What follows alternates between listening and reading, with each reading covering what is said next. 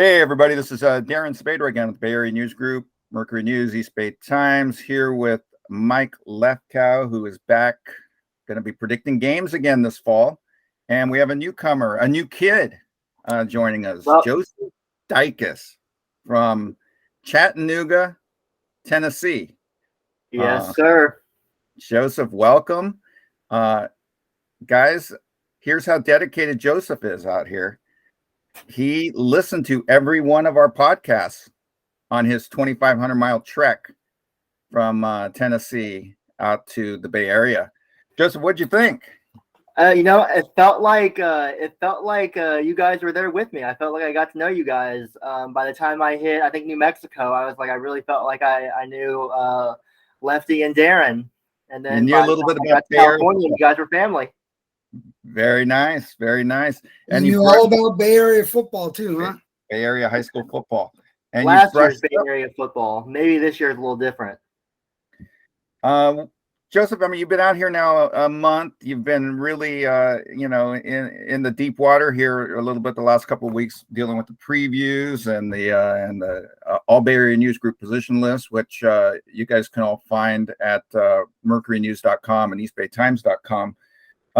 Joseph, what have you learned so far about Bay Area high school football?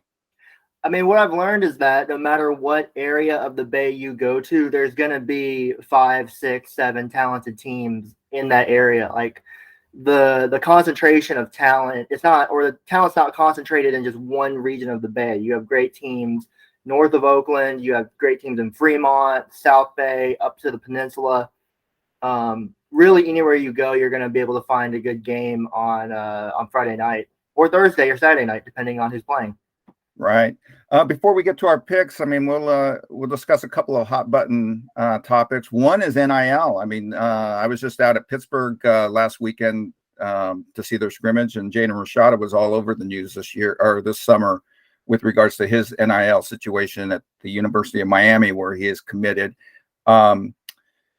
Well, Jaden does not want to talk about the NIL deal, which I don't blame him. But yesterday, NIL was in the news with St. John Bosco, the Southern California Power, that apparently much of their team, or if not their entire team, has an NIL deal, I guess, with somebody down there, some company down in this Southern California region. What do you guys think of NIL? And I mean, is it taking away the innocence of high school football?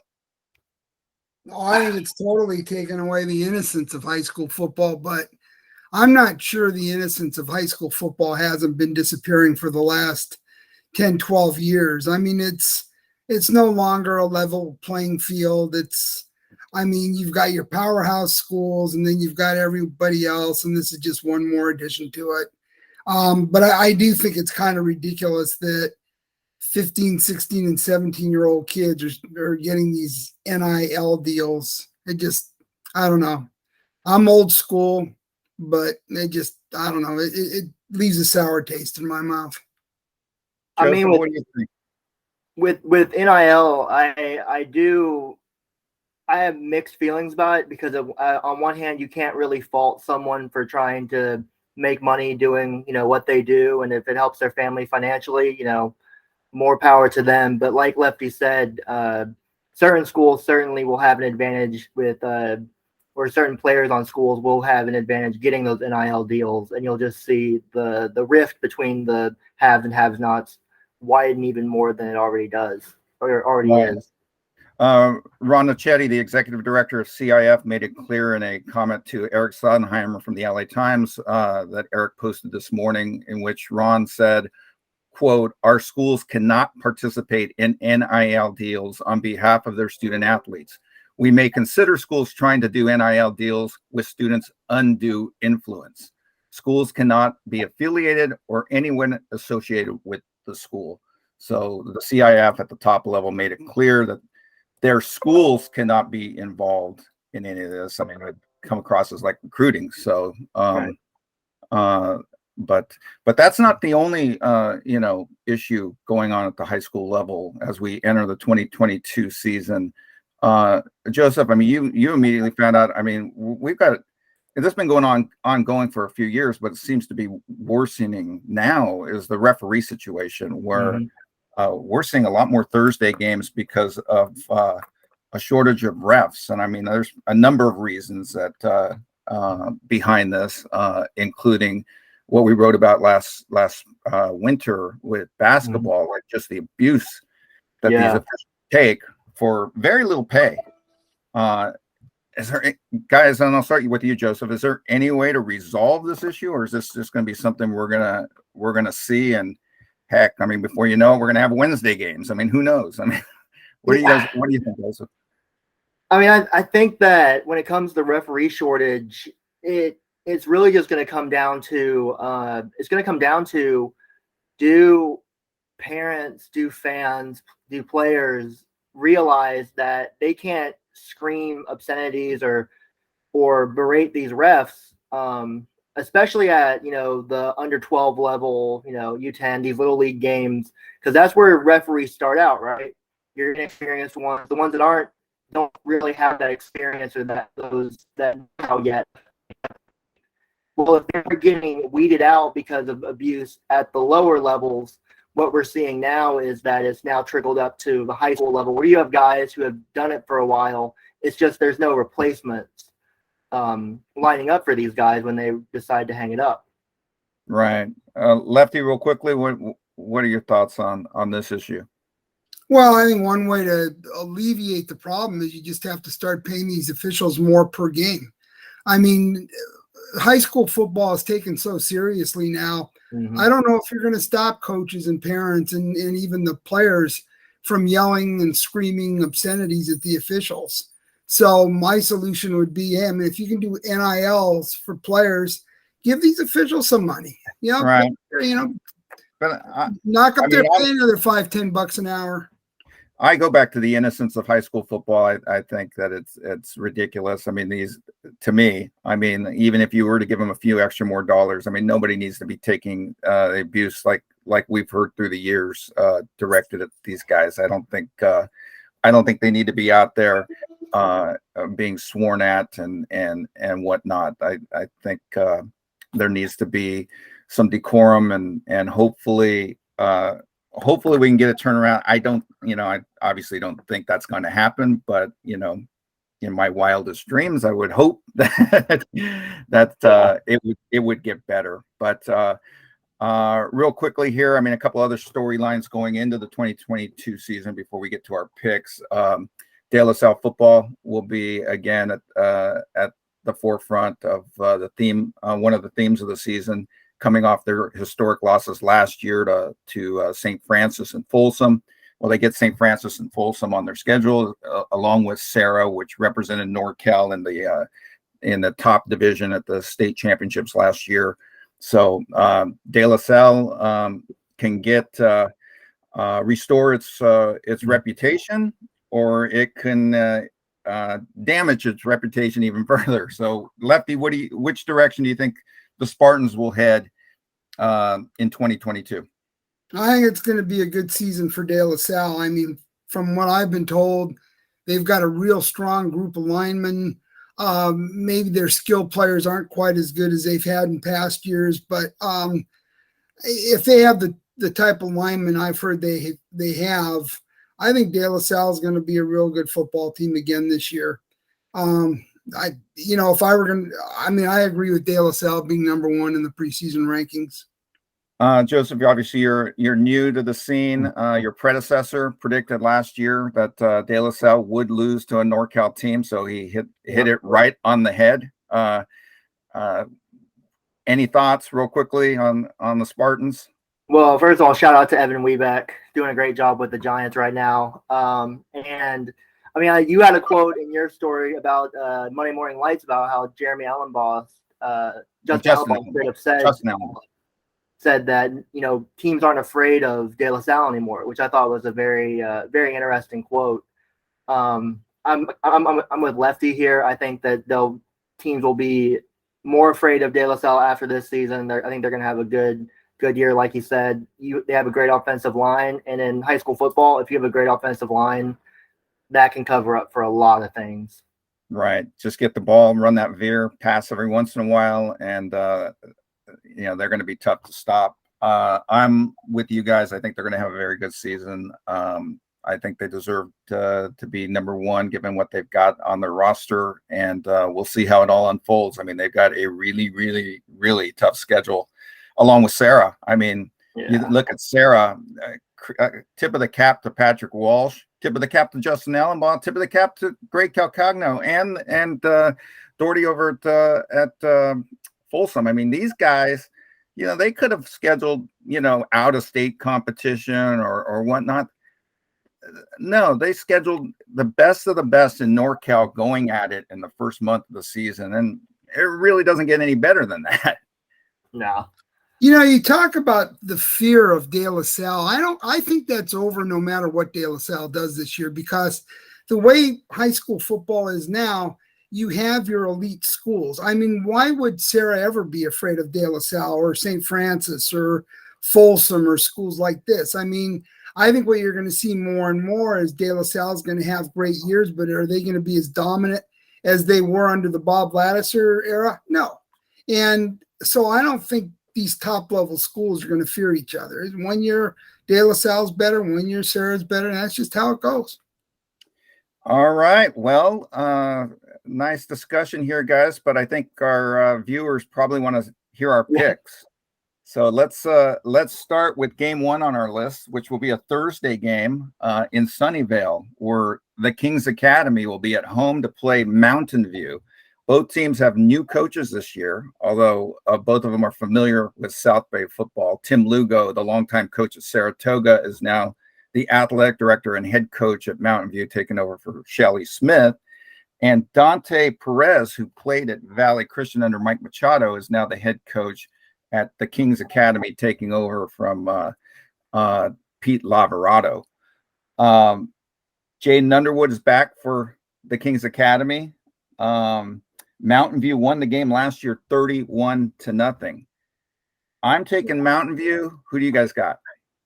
I've got Mountain View too. I thought it was interesting. Glenn Reeves previewed them for our previews, and they said they're going to go to more of a pro style attack. And I'm interested in seeing how that impacts Underwood's production, if that means he's not going to have as much space to work with, or if that's going to help because there's going to be more blockers in there for him to run behind. Oh, you're talking the Kings Academy. Kings Academy, yeah. Yep. Okay. Lefty, what do you think? Who are you taking? I'm gonna go with the Kings Academy. No big reason why, other than I think there's a lot of changes at both schools, but I think the Kings Academy will prevail on this one. Game two on the list, Amador Valley at El Cerrito. I saw El Cerrito at the scrimmage last week, and boy, can they hit. Wasn't able to squeeze what I got from Coach Rincon into our Monday morning lights, but could add it to the preview. But he was very encouraged by what he saw on the field against Pittsburgh, De La Salle, and Jesuit of Carmichael. Well, they're at home to play Amador Valley, which is a trendy team going into the season with a lot of talent. Brady Nassar, who's a Colorado commit at tight end, defensive end, and then they have another guy, James Rothstein. Is that who? Yeah, Rothstein. His offers from the academies, Air Force and Army. El Cerrito's got a lot of talent as always. El Cerrito ranked 13th by us in the preseason, and Amador Valley at number 16. Lefty, who you got? I'm going to go with the Gauchos. I think that defense they have is really good, led by Warren Smith, I believe, the kid, the defensive back who's going to Washington State. That is a good football team. It was a toss-up for me. I think I am going to go Amador Valley, though. They've got those two tight ends, like you said, and Nassar and Rothstein. I think they're probably going to be the difference, even though, like you said, El Cerrito's got a fantastic defense. I have Amador Valley. I am taking El Cerrito just because they're at home, but I don't know if that's going to make much of a difference. I think it's going to be a terrific game. Nice opener for both teams. Looking forward to seeing that result. Game three on the list, Antioch at Monte Vista. Both teams also have new coaches, Johnny Millard taking over at Monte Vista and Brett Dudley at Antioch. Joseph, you saw Monte Vista last week at their scrimmage. Talked to Johnny Millard, had a nice note in this week's Monday Morning Lights. If you haven't checked out that column. Look at it. Look for it at mercurynews.com and eastbaytimes.com. Joseph, what can you tell us about Monte Vista and who you taking in this game? Well, Monte Vista, they seemed energized. I mean, I'm sure a lot of teams that scrimmages seem peppy and ready to go, but all the players I talked to from Monte Vista, they were excited for. Yeah, it's another coaching change. I think it's their third in 3 years, but they seem to be vibing pretty well under Millard, and they're enthusiastic. I picked Monte Vista just because they are at home. I got to watch Ben Meineke absolutely truck a guy against Heritage in the scrimmage, probably the play of the day. And yeah, I've got Monte Vista winning. It's probably going to be a close game, but I do have them winning. I also have Monte Vista winning. Lefty, who you got? I'm going to go opposite and pick Antioch. I mean, I think both teams, these new coaches are excellent fits for both teams. I think they'll both be much improved, but yeah, I'm going to go with Antioch in this one. All right, game 4 on our list, and we're going to pick 16 this week, or 15. Let me check and double check how many. Is it 15? Yeah, 15 on there. 1-5. I was off by 1. Central Catholic-Modesto traveling to Mountain View to play St. Francis. Central Catholic is 1-0. They're one of the teams that played already, which a lot of people think that's an advantage. Joseph's going to tell us all about it in a story that we'll publish on Wednesday. mercurynews.com, eastbaytimes.com. Be sure to subscribe. Lefty, you were supposed to cover this game last year, and you stood out there, for a couple hours out in the smoky air of Modesto as the wildfire. Yes, I did. And I also watched St. Francis get off that bus, and I thought, wow, this is a college team getting off the bus. And I talked to Coach Cal Cagno about it, and yeah, they were impressive. I mean, they look good on the hoof. I remember talking to you that night and you telling me exactly that. And then we watched St. Francis go on to win 11 consecutive games and have the lead for about 45 plus minutes. They were leading in the championship game. And then, we all know what happened there with scoring the gunshots in the parking lot and the 2-minute drill after the long delay. And, yeah, so that's how it ended for St. Francis, which Joseph has a great story about that on our website as well. He was out in Mountain View a week or so ago. They're I mean, like Lefty said, they were big last year and they're big again this year. Just watching them practice. They've got I thought it was interesting. They have a quarterback named Matthew Doherty, and they're not gonna be air raid. They're not gonna be throwing it 50 times a game. But you might see a little bit more passing this year just because he has such a talented arm, and they got to take advantage of that. Well, De La Salle can tell you all about Matthew Doherty because he's the one who threw the winning touchdown pass. That was the last pass he threw because he got hurt, but the last pass he threw of the season, which ended De La Salle's 30-year unbeaten streak against opponents from this region. Real quickly with the pick, I'm taking the Lancers to open the season with a win over Central Catholic. Joseph, St. Francis, Lefty? Yeah, I'm picking St. Francis. I think it's going to be a real close game, though. All right, we need to pick up the pace here. Corona del Mar going to Los Gatos. Corona del Mar from Newport Beach, a really strong program down in the Southland. 1-0 on the season. They're another team that started a week before the Bay teams. They're going to be playing Los Gatos, which is going to be really, really good this year with Jake Boyd back at quarterback. Los Gatos had just a crushing end to its season last year, losing to Bellarmine when it looked as if Los Gatos was going to win, and then a deflected pass that was returned 94 yards for a pick six in the last minute. Not many tougher ways to lose than that one and how St. Francis lost. But anyhow, Corona del Mar is very familiar with CCS teams, having beaten Los Gatos twice about 5 or 6 years ago. They also beat Serra in a state championship game in 2019, and Ben Burkervin's Sacred Heart Prep team back, I think, in 2013 or 2014. So the Sea Kings are familiar with CCS opponents, and they're also undefeated.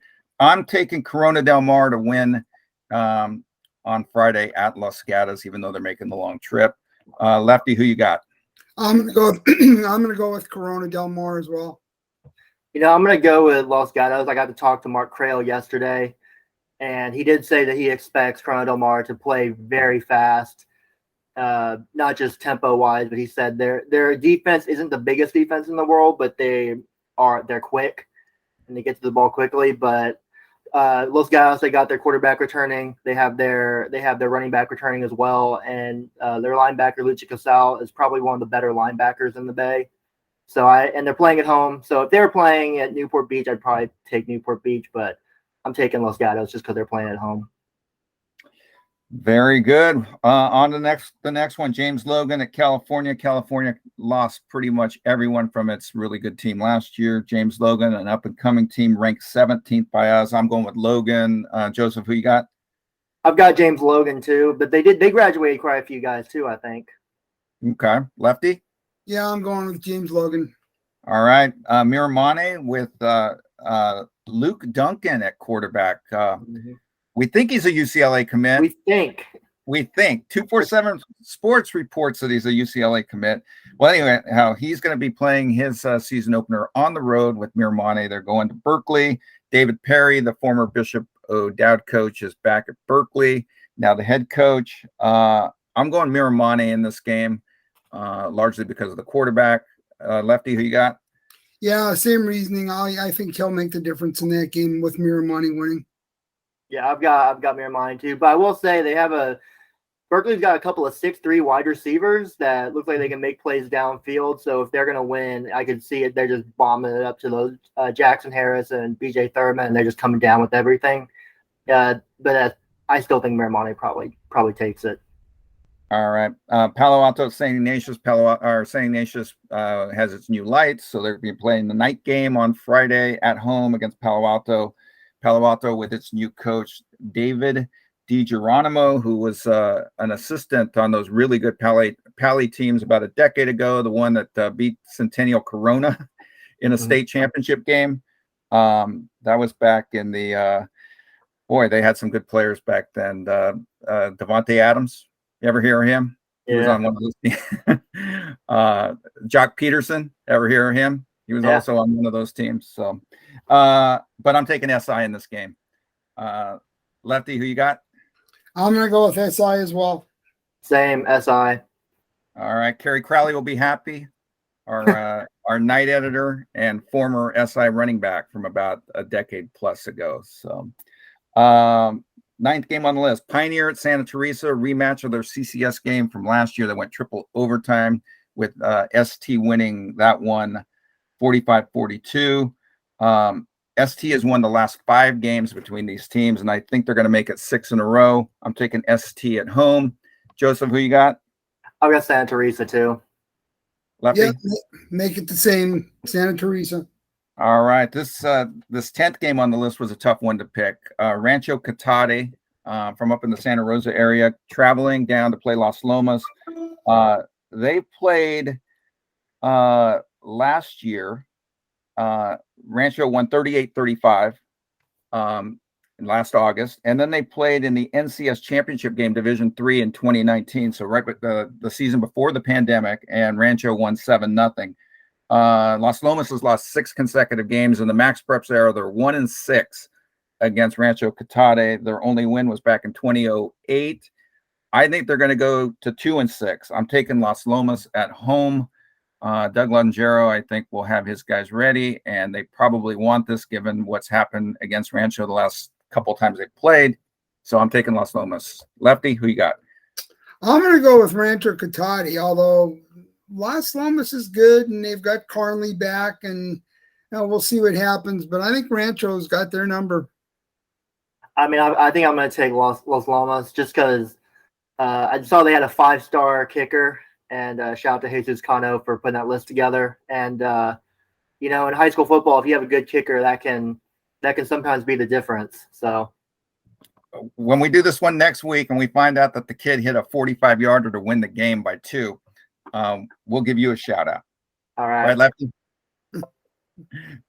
Game 11 on the list, San Ramon Valley going to Napa to play Vintage. This will be a San Ramon, this will be a tough game. San Ramon Valley's 1-0 against Vintage in the Max Preps era. They won in 2018, 14-3 in Division One. I believe that was a semifinal game, and then San Ramon went on to win the NCS championship at the Division One level back in 2018. I'm taking the Wolves. I'm taking San Ramon Valley. I know it's on the road, but I'll go with San Ramon to win its opener. Lefty, who you got? I'm going to go with Vintage. I think they're going to come in really fired up this year. To me, no school in NCS got screwed more than Vintage by being left out of the playoffs last year. I mean, that was just unbelievable. So I think they've got a lot to play for this year. Okay. I think I've got Vintage too. I think both teams are replacing a ton of starters. Yeah, no doubt. I was looking at Vintage, and according to Max Prep, they ran for 3,000 yards and threw 45 passes total last season. And I just think for game one of the season, San Ramon Valley may not be quite ready for just getting run at play after play after play. There you go. Well, I'm going out on a limb taking the Wolves, and you guys are both going with the Napa school. So game 12 on the list. This has become a traditional early season game. Wilcox going to Valley Christian. Last year, Valley won at Wilcox 54-23, but they had a receiver named Jurrion Dickey on their team, and they had a quarterback named Jackson Berman. Neither of them will be playing for Valley Christian on Friday night. Wilcox, meanwhile, has its quarterback back, Armand Johnson, and they have the second of the two stud running backs they had last year. They have Andrew Palacios, who rushed for about 1,000 yards. I mean, their veer attack was unbelievable last year. I mean, they had Luther K. Glenn, who ran for over 2,000 yards, and then they had another 1,000-yard runner who's back this year and will probably be the guy who goes over 2,000 this year as they groom somebody else to come in probably for next year. Yeah. So Wilcox, they lost a heartbreaker in a state championship game last year. I am taking Wilcox to win on the road at Valley Christian. Joseph, who you got? Yeah, I've got Wilcox too. I mean, if Jurrion Dickey was still on the team, maybe I'd go in the other direction. But I mean, they bring their quarterback back, they bring their running back back. I think Wilcox wins. I think it's going to be a low-scoring game, though. Okay. Lefty? I'm going to go with Wilcox. All right. Just a couple more games on the list, guys, including one of the two big ones. But we'll start with, and this is a big one too, Salinas at Clayton Valley Charter. Salinas, a very, very strong program under Steve Zink. They're consistently really, really good down in the southern end of the CCS. They're going to be making the long trip up to Concord to play Clayton Valley. Tim Murphy tells me he has a new offense this year, Lefty. Do you believe him? Do you think they're going to throw more? Yeah, I think they are going to throw more with the quarterback who transferred from Pittsburgh. Christian Aguilar, who you saw. Right, and he's a good one. He's very talented. He looks a lot younger than he is, but he's very talented. They've got a good line. I think this is going to be a really good Clayton Valley team.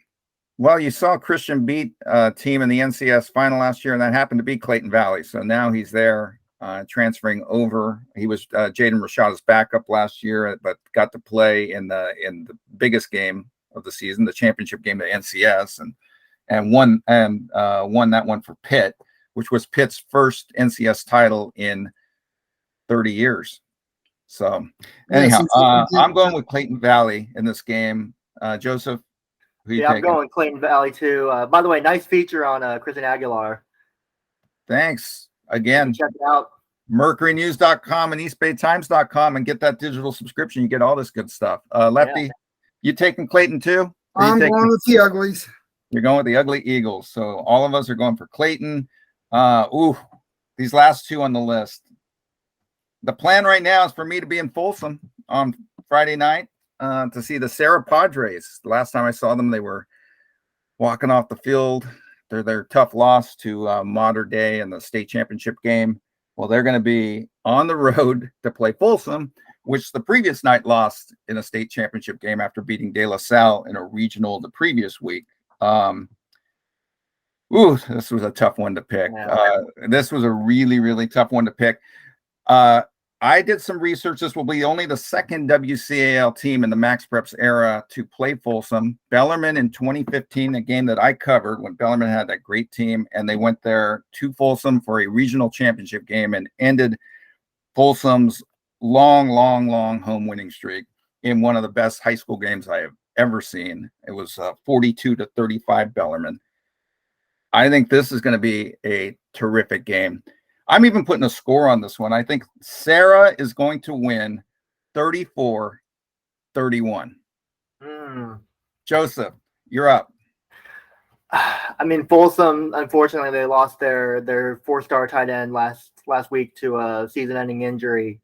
But that might be balanced out by the fact that Folsom's playing at home. I can't pick against the Bay Area team. I'm going to go with Serra, too. They've got so much both these teams have so much talent. It really is a coin flip. Lefty? I'm going to go with Serra, and I'm going to add, whether Patrick Walsh likes this or not, I think Serra has now reached a level with De La Salle. What? I mean, if I'm going to be intimidated by any teams in the Bay Area or Northern California, it's going to be Serra and De La Salle. I think those two schools, which happens to be our week 2 matchup on national TV. Yeah, and that'll be a great one. But I'm going to go with Serra. You're going. I'm not picking the score, though. All three of us are being homers, and we're taking Serra. We are. All right. This last one on the list is a game that Joseph will be covering on Saturday afternoon. It was supposed to be a Friday night game, I believe, but for some reason it's now a Saturday afternoon game in Atherton, where the Bears of Menlo-Atherton, we don't think Jurrion Dickey is going to play, but Joseph might have breaking news pregame. Maybe. I mean, follow me on Twitter and you'll find out. What's your handle?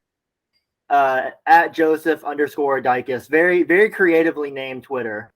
Yeah, very creative. Always good to know your name, so that's good. That's how we learn spelling on kids' names half the time.